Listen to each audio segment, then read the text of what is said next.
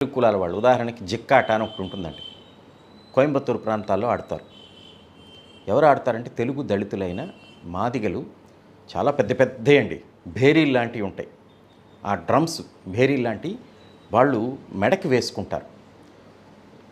జిక్కాట అండి, జిక్కాట ఆడుతూ ఉంటే మామూలు మనం ఎక్కడైనా సరే ఒక ఆడిటోరియంలోనో అంటే ఇండోర్లో దాన్ని మనం ప్రదర్శింప చేయలేమండి జిక్కాటని. ఎందుకంటే ఎవరు వినలేరు, చెవులు పగిలిపోతాయి.